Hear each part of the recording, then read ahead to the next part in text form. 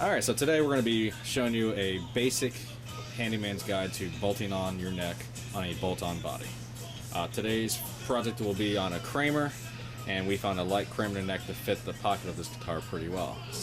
And Rich will fill you in some of the details on this particular project to kind of give you an idea of what we're looking at. Well, on this particular project, what we've got is we've got a couple of holes that actually fit just right as far as you know, it lines up with the two top holes on the neck plate, and that's okay. So we're actually only going to drill out the two bottom holes. The other holes are filled in already. So again, when you're replacing a neck, you want to make sure that you're fitting properly in your neck pocket. If you're trying to line up, make sure that you're actually in the right position. It's always a good idea to take a clamp. Take a clamp your neck down. Make sure that you're in the right position. Make sure that your nut is actually going to be lined up with your bridge. It's very important, that your neck is in the right position. Now, you can straighten out the neck and have it approximately in the right position, and just get a little, a little leeway room, even when you go to put the neck screws in. But you really want to try and get that straight to begin with. Right. We're not doing that because the neck actually is straight. The two holes that are already set up in this neck just happen to line up perfectly. Okay. Those are things that you really do want to look for, though. We're not going to do them on this project because it's kind of already half done. But so what we'll do is we'll kind of proceed like we've clamped the neck down. We've made sure that it was straight. We're going to go ahead and just put our two screws in the top of the neck that actually fit, and then we're going to approach the back two just like we were drilling them for the first time.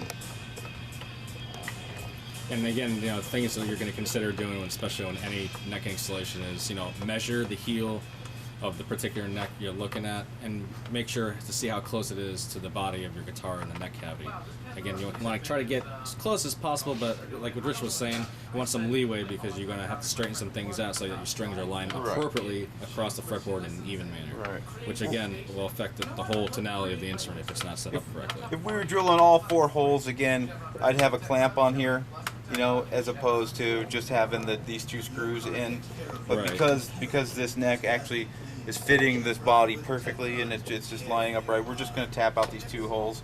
But the thing that we want to do is the hole that we do have. What I did is I measured from the top of the neck plate down as far as the screw goes down inside of the neck of the guitar before it hits the fretboard on the inside, and you just put a piece of tape on there just to make sure that you don't go farther into the neck and come out the fretboard on the other side, because we don't need extra speed holes in our guitars. Exactly. If we're going to get speed, let's use our fingers. Exactly.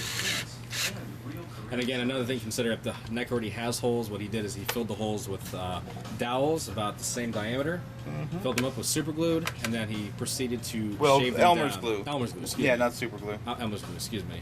And basically, what it does is reinforces the wood that's around the neck, so that way you can re-tap into it without having misaligned holes hit each other and causing all types of wood damage, which would render the neck useless at that point. So now I'm just going to make the new pilot holes for the neck plate screws. And again, I'm only going to go down as far as my tape is. And notice he's using a smaller diameter drill bit than the actual hole. So you don't need a large drill bit as big as the hole. You just something small to help you screw along so it doesn't cause any strain or fractures in the wood when you're putting the screws in. You want to drill a pilot hole, but you want your threads to be able to cut. So you don't want to put the same size hole as your screw that you're replacing. Correct. So we've drilled our pilot holes.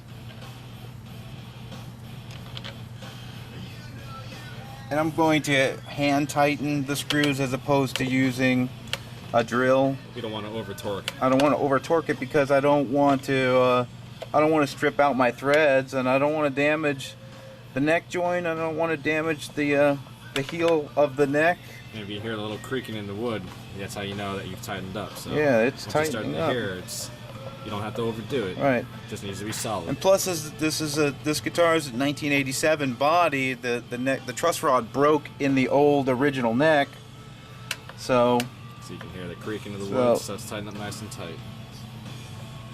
So I got a replacement neck for the exact model, of the guitar. That seems to be why it's lined up pretty good.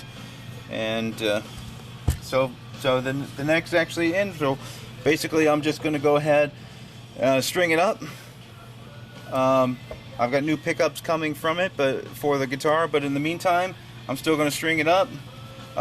Check my intonation because we have a Floyd Rose, and you need to move the saddles back and forth. And you can check out our previous video on how to set up a Floyd Rose and the pickup installation as well. Clean things up. A little custom work that we actually ended up doing.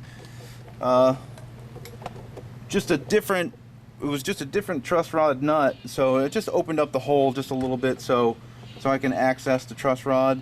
Because in these old Kramers, because of the Floyd Rose nut, the truss rod adjustment screw is always in the heel. And what we did is just kind of use a Dremel barrel a bit to kind of widen it out so we can get to that. Just opened it up. Real simple. And then I also sand the finish off my necks to make a nice smooth neck. As you can see, there's a big difference between the finish and then when you get to no finish. And that's just personal, but that's just one of those little tech tips. Nature's fast spread. Yeah, makes your neck really, really fast. So. All right. Well, appreciate you showing us a chance to see how the neck would go on this guitar. Can't wait to see what we do this later on. All right. All right, guys. Have yourself a great day. Play on and play well.